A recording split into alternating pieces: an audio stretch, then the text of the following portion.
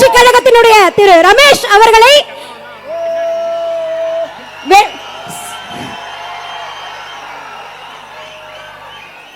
நேரமின்மை காரணமாக 3 நிமிடங்கள் சிறப்புரை வழங்கும்படி பணிவன்போடு கேட்டுக்கொள்கின்றோம்.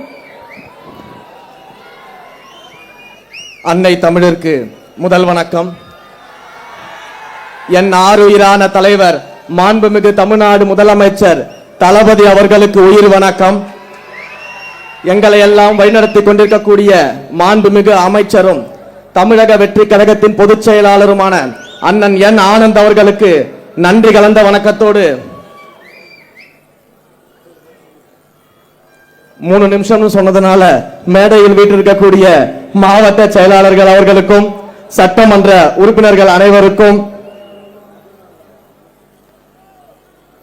விடிஞ்சா இவர் நம்மளை பத்தி என்ன பேசுவாரு, அதுக்கு நம்ம என்ன பதிலடி கொடுக்கிறதுன்னு தினம் முன்னால் ஆண்டவர்களை எல்லாம் யோசிக்க வைக்கக்கூடிய அளவிற்கு தன்னுடைய வார்த்தைகளால் வாழ்வீசி கொண்டிருக்கக்கூடிய மாண்புமிகு அமைச்சர் அண்ணன் திரு ஆதவ் அர்ஜுனா அவர்களுக்கும் அரசியல் அனுபவம்னா என்னன்னு வருங்கால தமிழகம் யார் கையில போக போகுதுன்னு முன்பே தொலைநோக்கு பார்வையோட தீர்மானித்து நம்மோடு இணைந்து நம்மை வழிநடத்தி கொண்டிருக்கக்கூடிய மாண்புமிகு அமைச்சர் அண்ணன் திரு செங்கோட்டையன் அவர்களுக்கும்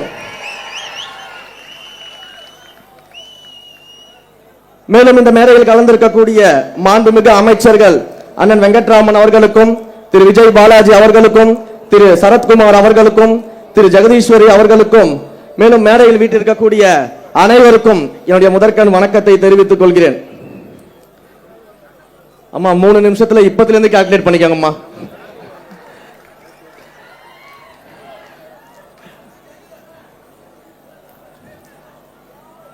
தமிழ்நாட்டிற்கு கடந்த 50 வருஷமா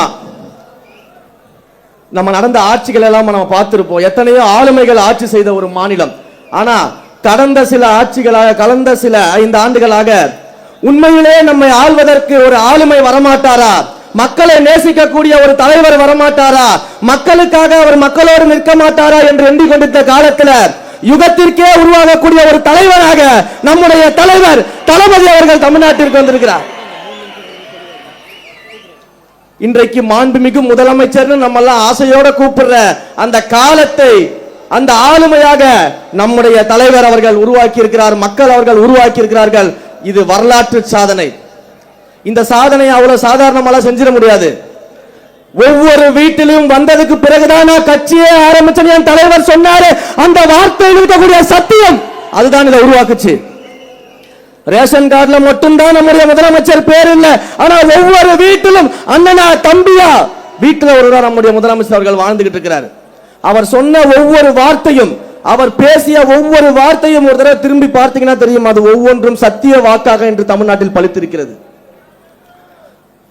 நிறைய சொல்றாங்களே எனக்கு விமர்சனங்கள், தொட்டதுக்கெல்லாம் விமர்சனம் பண்ணிட்டு இருக்கிறாங்க. இப்பதான் ஆட்சி அமைச்சிருக்கோம், நிர்வாகத்தை செட் செஞ்சுட்டு இருக்கிறோம், அதிகாரிகளை எல்லாத்தையும் கடந்த ஆட்சியில் இருந்தக்கூடிய அதிகாரிகள் நம்முடைய ஆட்சிக்கு ஏற்ற மாதிரி நம்முடைய நோக்கம் என்ன, ஊழலற்ற ஆட்சியை எப்படி உருவாக்குவது, திறமையான நிர்வாகத்தை எப்படி கொண்டு வருவதுன்னு அனைத்தையும் இப்பதான் நம்ம கொஞ்சம் கொஞ்சமா பண்ணிக்கிட்டு இருக்கிறோம். அதுக்குள்ள இதற்கு முன்னால் ஆண்ட கட்சியான திமுகவிற்கு என்னதான் நடந்துச்சுன்னு தெரியல. தினம் புலம்பிக்கிட்டு இருக்கிறாங்க, தினம் அழுதுகிட்டு இருக்கிறாங்க, மேடை ஏறினாலே அழுதுகிட்டு இருக்கிறாங்க. இதுல வேற இப்ப எதிர்கட்சி தலைவராக இருக்கக்கூடிய சட்டமன்ற எதிர்கட்சி தலைவராக இருக்கக்கூடிய ஒரு மேடையில பேசுறாங்க. என்ன பேசுறாங்க, நீங்க என்ன பண்ணிட்டீங்க, 2 வருஷம் தான் நீங்க கட்சி ஆரம்பிச்சு ஆகுது, வெறும் கவர்ச்சியை வைத்துக் கொண்டு நீங்க முதலமைச்சர் ஆயிட்டீங்க, நீங்க ஆட்சியை பிடிச்சிட்டீங்க, 2 வருஷம் தான் ஆகுது, 2 வருஷம் தான் ஆகுது, என்ன செஞ்சுட்டு நீங்க வந்தீங்க, என்ன சேவை செஞ்சீங்க, என்ன போராட்டம் பண்ணீங்க? சரி, திரும்பவும் கேட்கிறேன், அண்ணன் என்ன சுதந்திர போராட்ட தியாகியா? அண்ணன் என்ன பண்ணிட்டு இருந்தீங்க? சுதந்திரத்திற்காக செக்கு இழுத்தாரா? காந்தியை போல கதராடை அணிந்து கொண்டு இந்தியா முழுக்க பிரச்சாரம் பண்ணாரா? சுதந்திரத்துக்காக அகிம்சை வழியில போராடினாரா? இல்ல மாபெரும் படையை திரட்டி நேதாஜி சுபாஷ் சந்திர போல போரிட்டாரா? எங்கள் தலைவராவது திரைத்துறையில் நடிகராக இருக்கும் பொழுது அந்த இந்தியாவிலேயே திரைத்துறையில் உச்சபட்ச நடிகராக உயர்ந்து விட்டு அரசியலுக்கு வந்தாரு.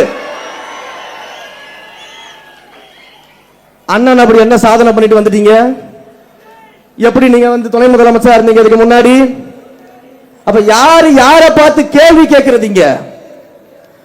30 வருஷம், 1 வருஷம் 2 வருஷம் கிடையாது, 30 வருஷம் ரசிகர் மன்றமா, நற்பணி மன்றமாக, மக்கள் இயக்கமாக, மக்களோடு மக்களாக நின்று சேவை செய்து அந்த மக்களுக்காகவே வாழ்ந்து இன்றைக்கு முதலமைச்சராக இருந்திருக்கக்கூடியவர் எங்களுடைய மாண்புமிகு முதலமைச்சர்.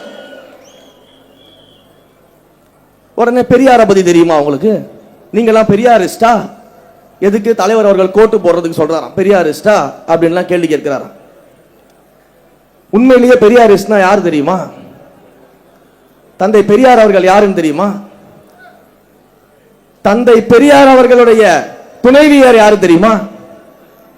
அவங்க இந்த மதுபான கடைகளுக்கு எதிராகவும் கள்ளுக்கடைகளுக்கு எதிராகவும் எப்பேற்பட்ட போராட்டத்தை முன்னிறுத்தியவர் உங்களுக்கு தெரியுமா? ஆனா உங்க ஆட்சியில ஆண்டுதோறும் டாஸ்மாக் வருமானத்தை 50,000 கோடிக்கு உயர்த்தியவர்கள் நீங்கள். எங்களுடைய அண்ணன் மாண்புமிகு முதலமைச்சர் தமிழ்நாட்டு முதலமைச்சராக பொறுப்பேற்ற உடனேயே 700க்கும் மேற்பட்ட டாஸ்மாக் கடைகளை மூடி தாய்மார்களின் காவலனாக நின்று கொண்டிருக்கிறார். அப்ப யாரு வந்து இன்றைக்கு தத்துவம் பேசுறது, யார் இன்றைக்கு கொள்கை பேசுறது, பெரியாரை பத்தி பேசுறது? சரி, உண்மையிலேயே நாங்க எல்லாம் சவால் விடுறோம். இந்த மேடையில இருந்து எங்களுடைய மாண்புமிகு முன்னோடியான அமைச்சர்கள் அத்தனை பேர் இருக்கிறாங்க. அவங்க கிட்ட இருந்து கத்துக்கிட்டு இருந்த ஜூனியர் அமைச்சர்கள் நாங்கள் இருக்கிறோம். யாராவது ஒருத்தர் கிட்ட நீங்க தைரியம் இருந்தா கொள்கை பேசி ஜெயித்து விட முடியும்னா நாங்க பாத்துக்கலாம். தந்தை பெரியாரை பற்றி பேசுவதற்கு நாங்கள் தயார். அண்ணல் அம்பேத்கரை பற்றி பேசுவதற்கு நாங்கள் தயார். ஐயா காமராஜரை பற்றி பேசுவதற்கு நாங்கள் தயார். வீரமங்கை வேலுநாச்சியாரை பற்றி பேசுவதற்கு நாங்கள் தயார். அஞ்சலை அம்மாவை பற்றி பேசுவதற்கு நாங்கள் தயார். கொள்கை பேசுவதற்கு நாங்கள் தயார். நீங்க தயாரா? சும்மா வந்து எதையாவது மேடை கிடைச்சிச்சு மைக்கு கிடைச்சின்னு பேசிக்கிட்டே இருக்க கூடாது. வாங்க கருத்தியல் ரீதியா மோதி பார்த்துருவோம், கொள்கை ரீதியா மோதி பார்த்துருவோம். எல்லாத்திற்கும் நாங்க தயாரா தான் வந்திருக்கிறோம். எல்லாத்திற்கும் நாங்க தயாரா தான் வந்திருக்கோம். இப்படிப்பட்ட பேச்சுகளை விட்டுட்டு இப்பதான் நிர்வாகத்தை சீரமைச்சிட்டு இருக்கோம் தெரியும் பொழுது நாங்க கேள்வி கேட்போம், நாங்க கேள்வி கேட்போம். கேள்வி கேட்டுக்கிட்டே இருங்க. நீங்க கேள்வி கேட்க கேட்கதான் உங்கள் சாயம் வெளுத்து இன்னும் மேலும் மேலும் மேலும் எங்கள் முதல்வருக்கு மக்களுடைய ஆதரவு பெருகி கொண்டிருக்கிறது. உண்மையிலேயே எனக்கு முன்னாடி அக்கா பேசிட்டு இருக்கும்போது ஒரு நிமிஷம் அப்படியே நான் யோசிச்சேன். அக்கா 50 கோடி 100 கோடி 20 கோடி எல்லாம் பேசினப்போ அப்படியே ஒரு செகண்ட் மேல பார்த்தேன். எங்களை மாதிரி தெருக்கோடியில இருந்தவர்களையும் இன்றைக்கு சட்டமன்ற உறுப்பினராக்கி அமைச்சராக்கி தலைவராக எங்கள் முதல்வர் இருக்கிறதுனாலதான் இன்றைக்கு மாற்றுக் கட்சி நண்பர்கள் எல்லாம் இங்க வந்து சேர்ந்திருக்கிறாங்க. ஒண்ணு சாதாரணமாலாம் வந்து இங்க நிக்கல. அவ்வளவு உழைப்பு இருக்குது, அவ்வளவு உழைப்பு இருக்குது. உண்மையிலேயே இந்த நேரத்தில் எங்களுடைய பொதுச் செயலாளர் அண்ணன் அவர்களுக்கு என்னுடைய நன்றியை நான் தெரிவிச்சுக்கணும்னு ஆசைப்படுறேன். ஏன்னா எங்கேயோ ஒரு இடத்துல சல்லிக்கட்டு போராட்டத்துல மைக்க பிடிச்சி அந்த போராட்டத்துல நான் பேசின ஒரு வீடியோவை மட்டும் பார்த்துட்டு முதல்ல என்ன மீடியாவில் உட்கார வச்சு பேச வச்சு தலைவர்கிட்ட கொண்டு போய் நிறுத்தி இன்றைக்கு இந்த மேடையில அமைச்சராக நான் பேசுவதற்கு வழிவகுத்து கொடுத்தவர் என்னுடைய பொதுச் செயலாளர்.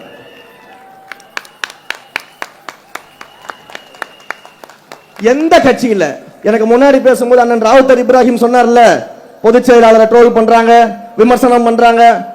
அண்ணன் ட்ரோல் விமர்சனம் மட்டும்தான் பண்ண முடியும். அவரை மாதிரி இப்படி இருக்கக்கூடிய கடல் கோடி தொண்டர்களை மேடையாற்ற எந்த கட்சியில் இருக்கக்கூடிய பொதுச் செயலாளரும் முடியாது. அப்ப அப்படிப்பட்ட உழைப்பாளிகளை கொண்டது நம்முடைய கழகம். இங்கே மேடையில் இருக்கக்கூடிய அத்தனை அமைச்சர்களும் எல்லாரும் பல அரசியல் கட்சிகளுடைய நுணுக்கங்களை தெரிஞ்சவர்கள், அரசியல் தெரிஞ்சவங்க, எங்களை விட அதிகமான எக்ஸ்பீரியன்ஸ் இருக்கவங்க. ஆனா ஏதாவது ஒரு விஷயம் நாங்க போய் அவங்க கிட்ட கேட்டோம்னா எந்த பாகுபாடும் பார்க்காம எந்த தலை கனமும் இல்லாம உடனடியாக அந்த பிரச்சனைக்கு அந்த விஷயத்துக்கு எங்களை வழிநடத்தக்கூடிய அமைச்சர்கள் இங்க இருக்கிறாங்க, சீனியர்ஸ். எந்த கட்சியில இருக்கும்? மற்ற கட்சியில எல்லாம் வந்து பக்கத்துல உட்கார கூட விட மாட்டாங்க. எங்களை பாருங்க எப்படி சரிசமமா உட்கார வச்சு எங்களுடைய மூத்த தலைவர்கள் எப்படி அழகு பார்க்கறாங்கன்னு சொல்லிட்டு. அப்ப இதுதான் தமிழக வெற்றி கழகம்.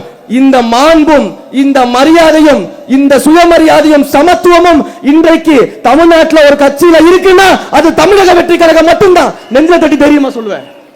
அதனாலதான் இன்றைக்கு மாற்றுக் கட்சி தோழர்கள் எல்லாம் நம்முடைய கட்சியை நோக்கி வந்து நம்மோடு சேர்ந்துட்டு இருக்கிறாங்க. வந்தாரை வாழ வைக்கும் தமிழ்நாடுன்னு சொல்ற போல வந்தாரை வாழ வைத்து அழகு பார்க்க கூடியவர் நம்முடைய தலைவர் முதலமைச்சர் அவர்கள். அதனால தான் அந்த நம்பிக்கையோடு இன்றைக்கு வந்து கொண்டிருக்கிறார்கள். ஒரே ஒரு விஷயத்தை மட்டும் சொல்லி முடிச்சிடுறேன். நான் கடந்த மேடையில் தலைவர் முன்னாடி சொன்னேன், எதிர்க்கட்சியே இல்லாத சட்டமன்றத்தை உருவாக்கும் வருங்காலத்துலன்னு. உடனே பாதி பேருக்கு கோபம் வந்துருச்சு. அது எப்படி சொல்ல முடியும்? அது ஜனநாயகமா அப்படின்னு. 234 தொகுதியும் நாங்க தான் ஜெயிப்போம்னு சொல்லும்போது அதுக்கு என்ன அர்த்தம்?